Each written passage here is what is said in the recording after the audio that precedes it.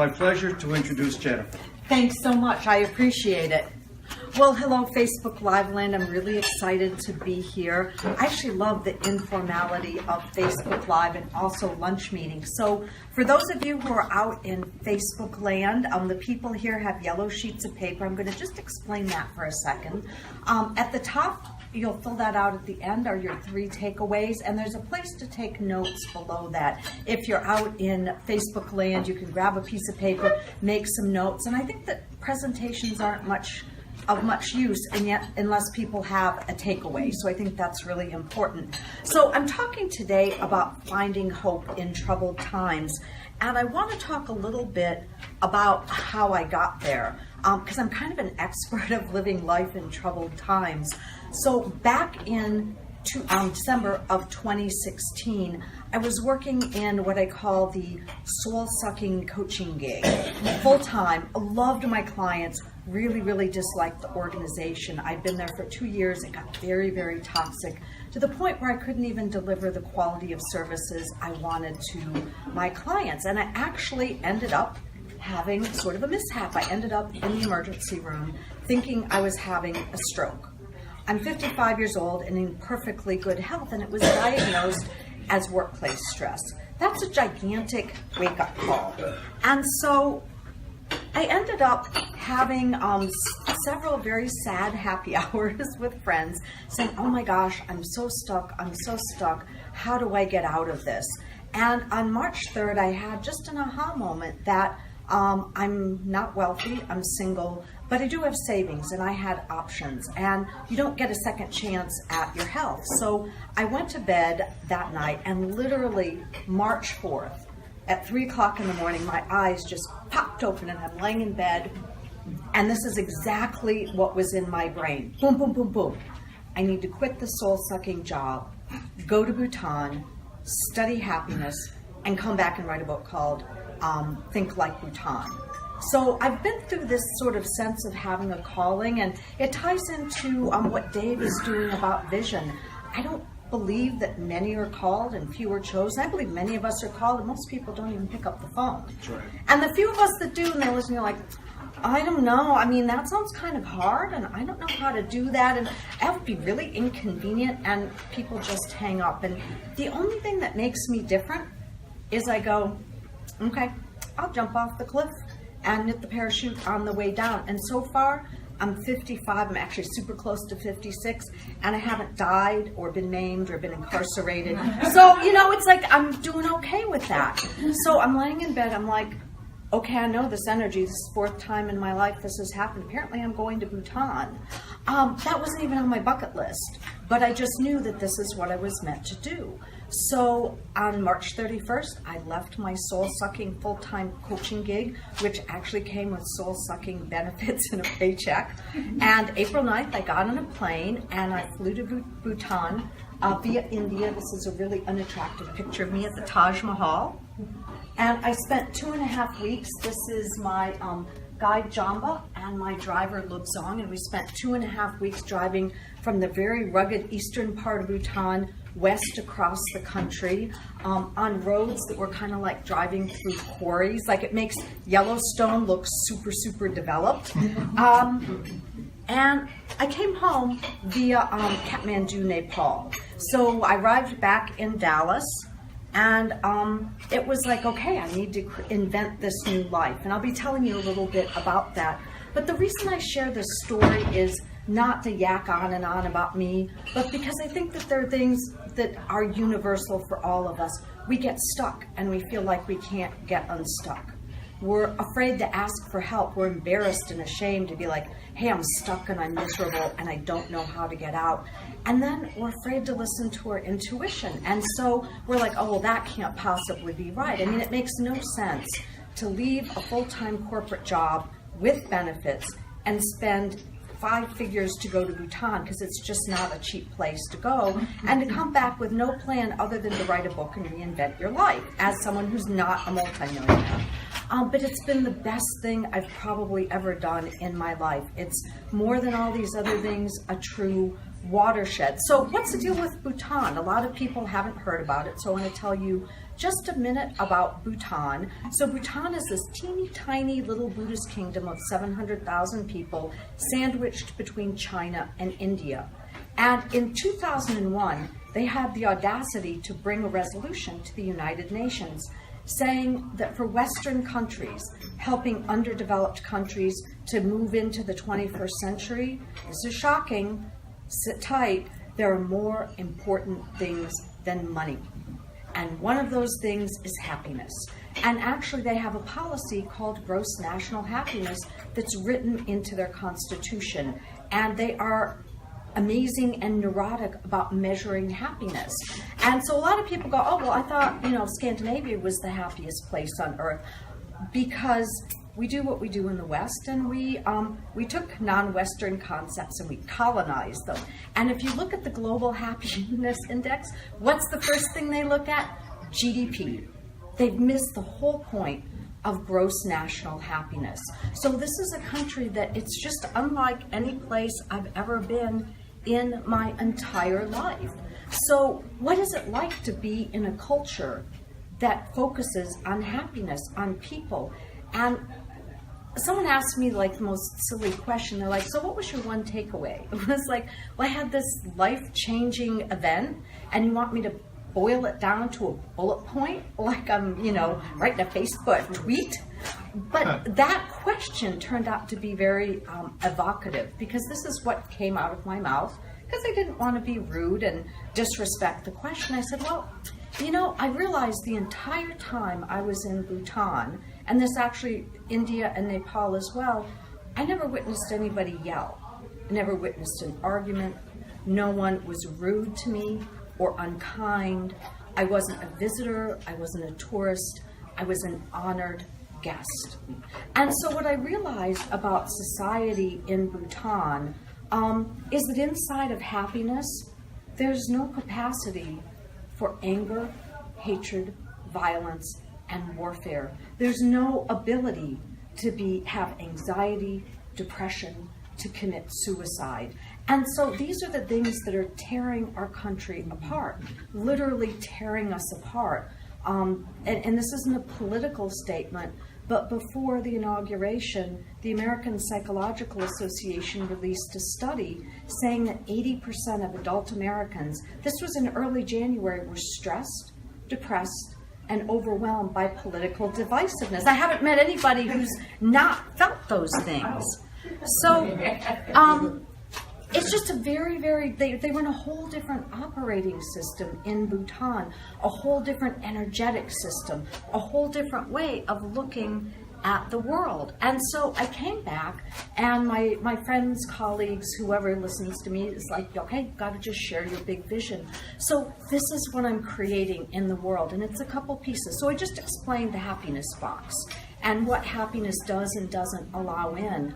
The second piece is that in 2009, the Dalai Lama spoke at the Vancouver Peace Summit, and he said the world would be healed by Western women.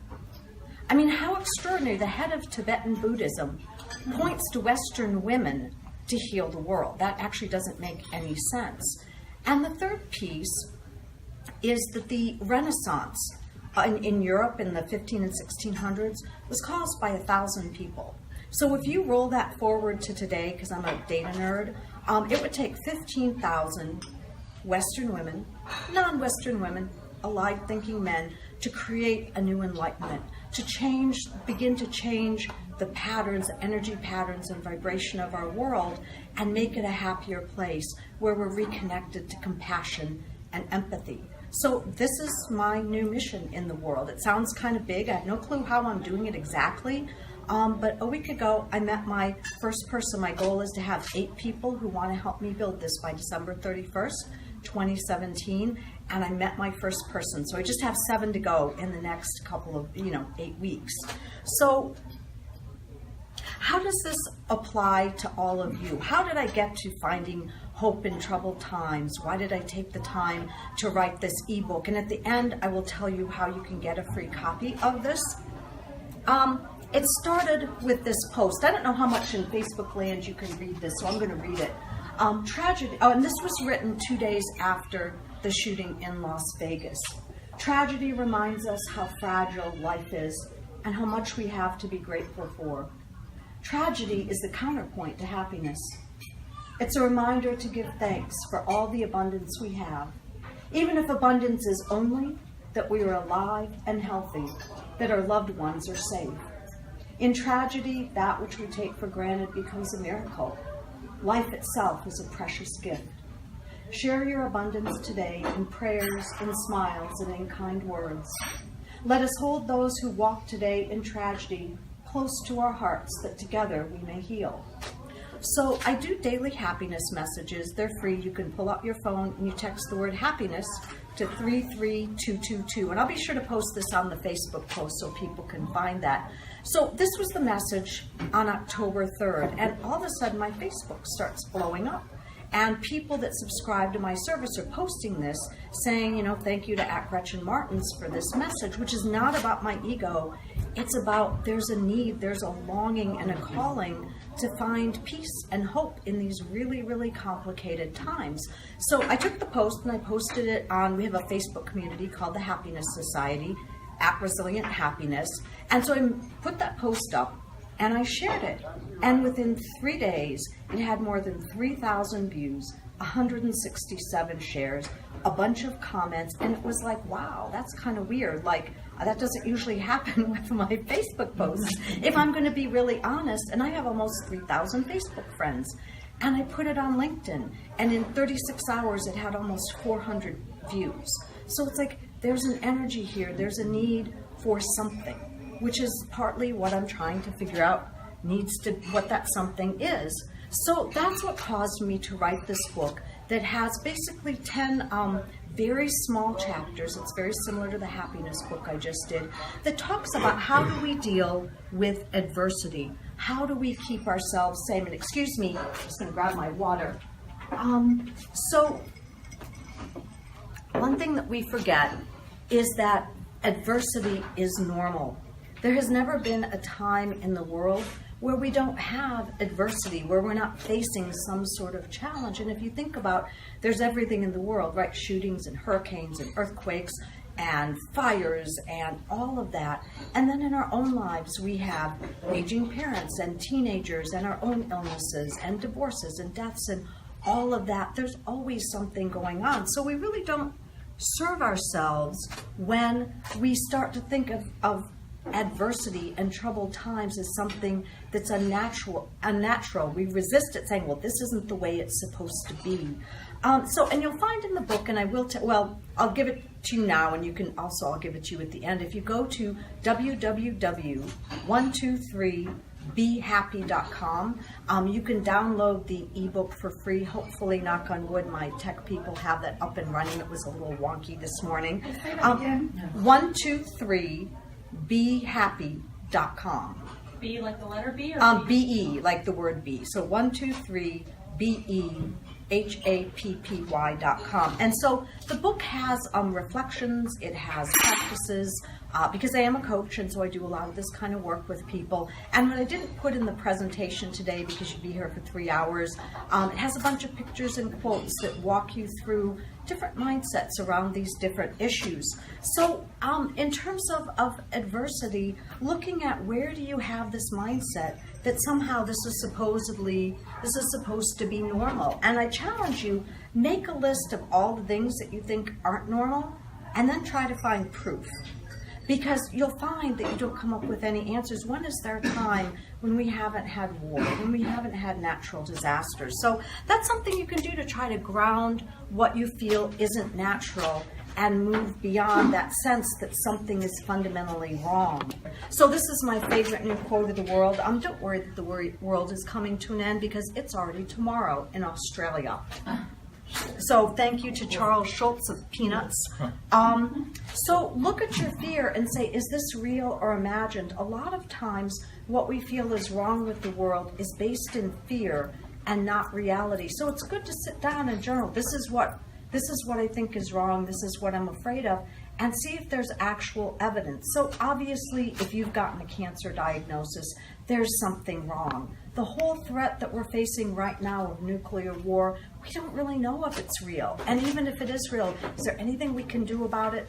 Absolutely not. So why waste your precious energy and time worrying about something you have no ability to control? So write down your fears. Talk to a friend about them. If it's something you can't get out of on your own, ask them for help in helping you to change your mindset. That's actually what I did with my friends at these 2 very sad happy hours, where I felt so stuck in this corporate job and my fear about leaving, and my fears around money, but also seeing if I kept up, I probably would have had a real stroke, and then I really would have been in trouble. The third thing is learn to set healthy boundaries. And this is another favorite quote. I'm not in this world to live up to your expectations, and you're not in this world to live up to mine. That's written by actually Bruce Lee. And this photo cracks me up. It's a sadhu, it's a holy man in Nepal, and he's sitting in the temple smoking a cigarette. So he's not living up to my expectations, which is he's supposed to be super holy. And later he pulls out a cell phone and has a conversation. Look at, and there's a woman, Byron Katie, who wrote a book called Loving What Is, and she has some really powerful questions. One of them, when you find yourself feeling all upset, ask yourself, is this my business, someone else's business, or God's business? And I use this almost every single day when something starts to upset me. And as much as I hate to admit this because I'm fairly smart, there's very little I can find that's actually my business.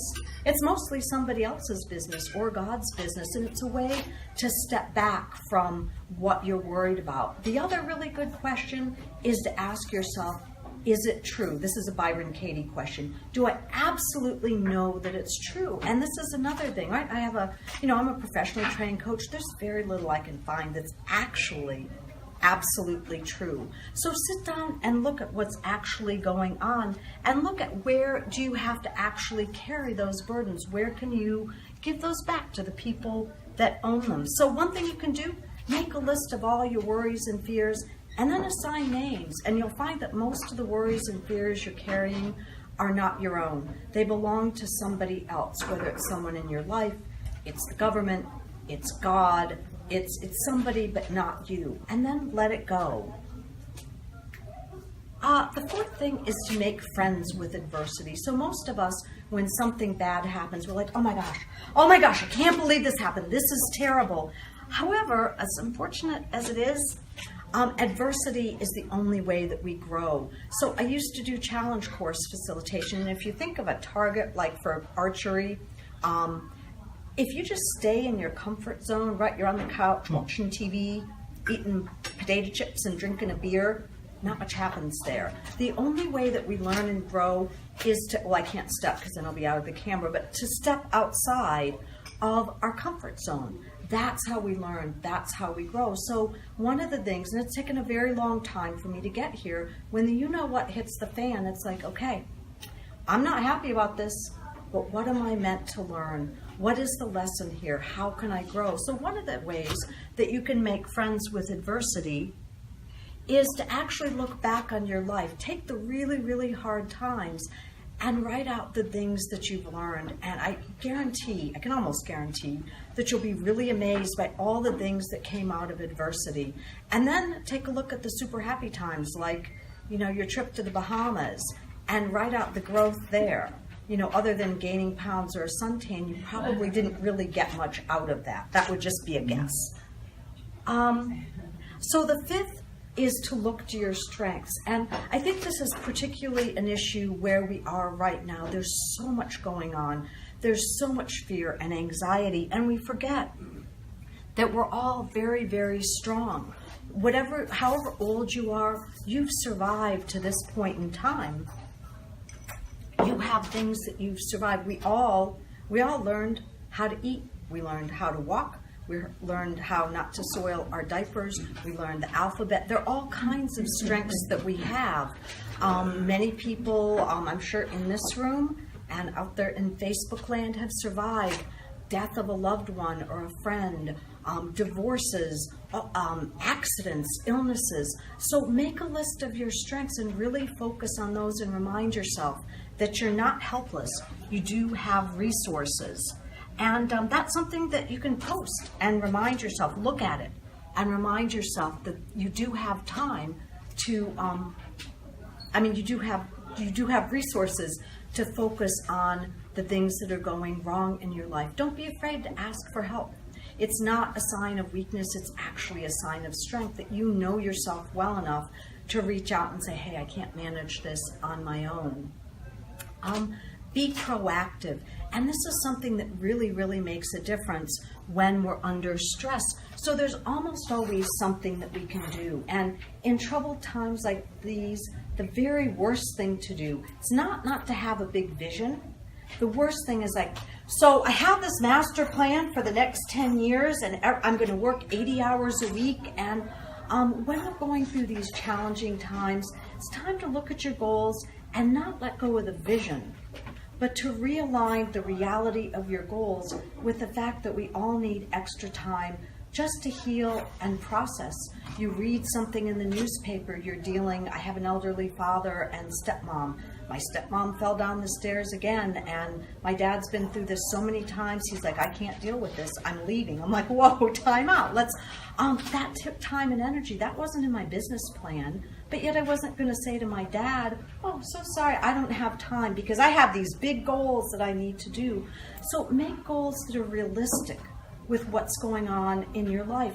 And that's a way of setting yourself up for success. If you cling to those really big goals, you're always going to see what you haven't done.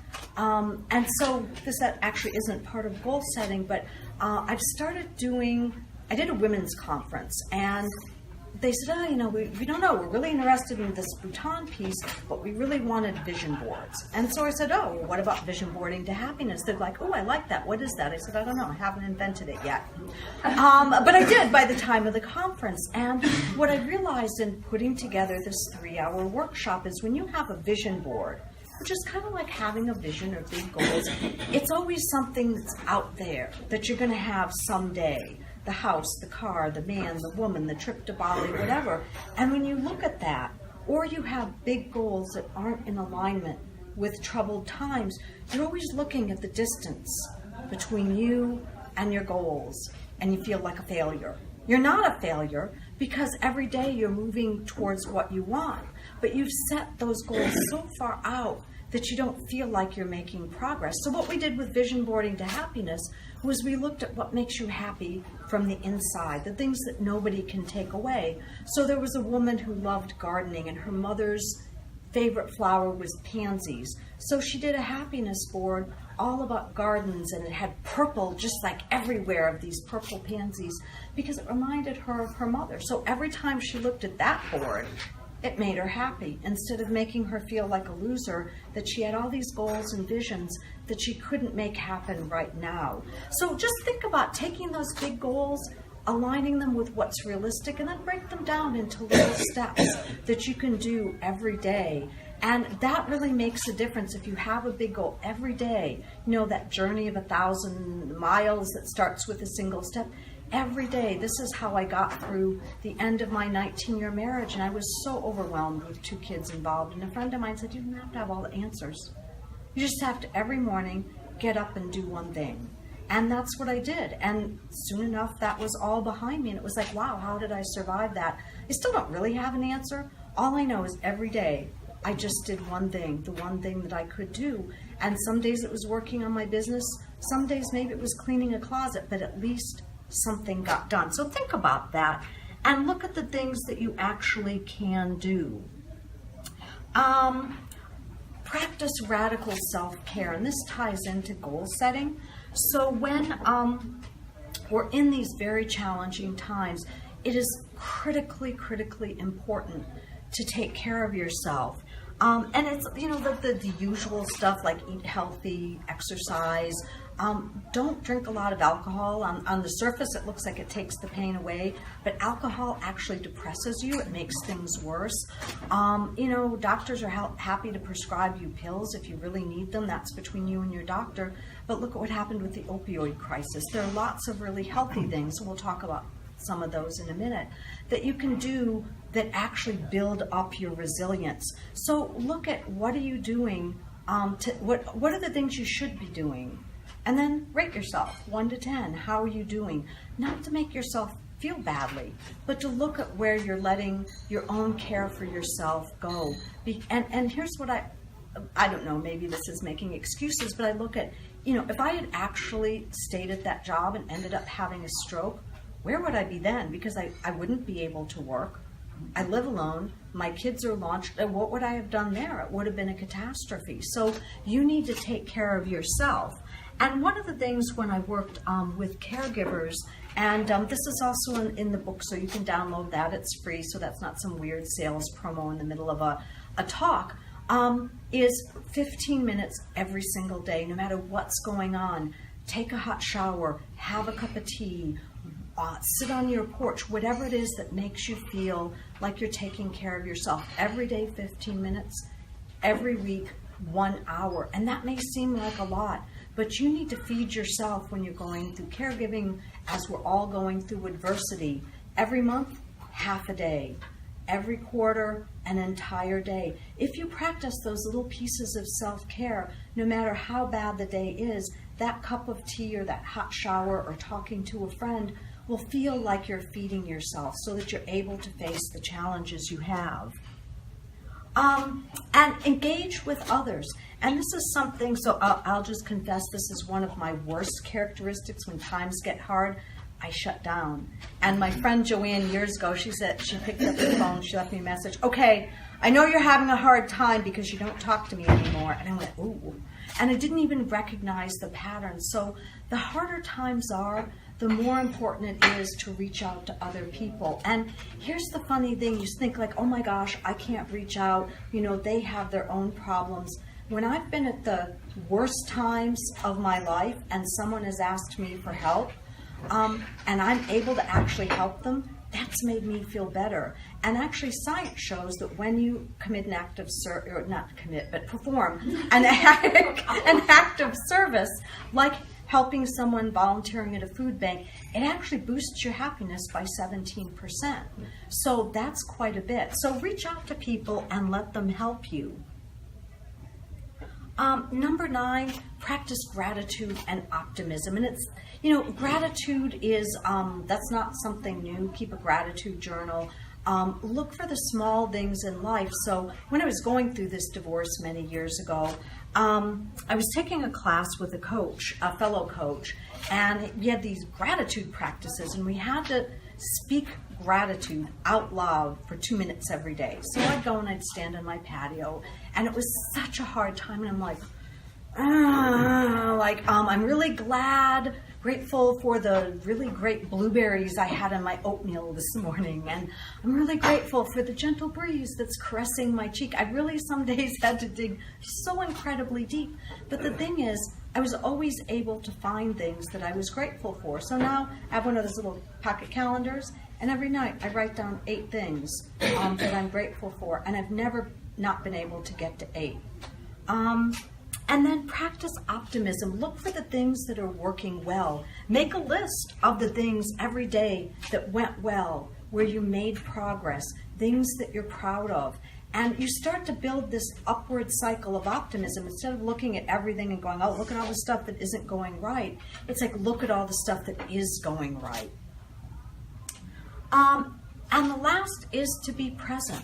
So this gets to the practice of mindfulness. It has a lot of different meanings in our culture, but it's really being in the here and now. So there's a, I don't have this, there's a saying, when you live in the past, you're depressed.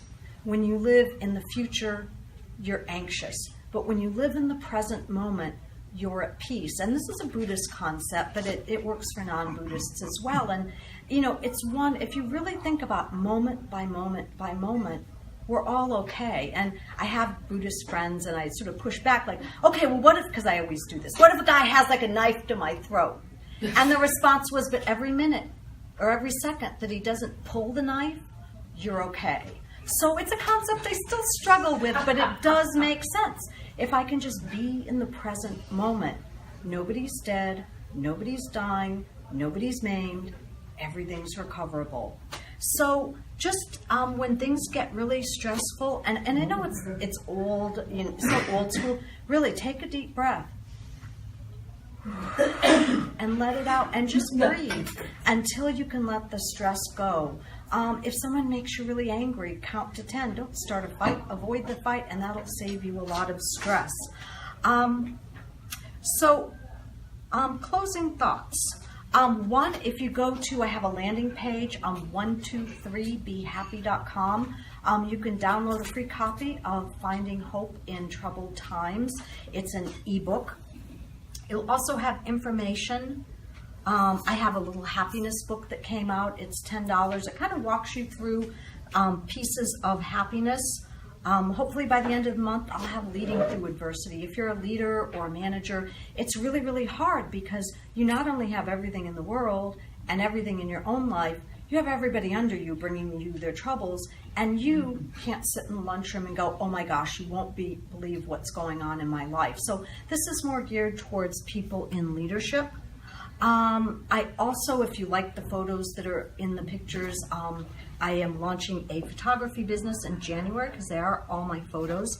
The free stuff. So if you text happiness to 33222, you get a free daily happiness message. There isn't a charge. There will never be a charge. I don't like sell ads or anything. It's anonymous because you just show up on my dashboard as a phone number. We also have a Facebook community called the Happiness Society, so we put resources up there. And I'm gonna have to get out my glasses. So this is how I end all of my presentations, is just to leave you with this thought about who you are in the world. You bring a light to the world that's unique. This light was bestowed on you to share with others. Believe that your light makes a difference. Believe that your light will awaken the light in others. Together, our light can burn so brightly that we chase away the shadows and change the world forever. Light your candle and share your happiness with the world. Thanks so much, and if we have time, I don't think we can do questions on Facebook land, but I'm happy to take questions from the people in the room, and then I'll repeat them for all of you out there in Facebook. And for those of you watching live, thanks too for being here. It's really an honor and a privilege. Thank you. Look, your dashboard, you're like, here are my leads. Here's who I've sent a proposal out to. Here's who I need to follow up with, so that you and anyone on your sales team can log in, and it's even done by person. So if you have a larger sales team, it's tracked by person. So inside, we had one, I just loosely set it up for Business Growth Network.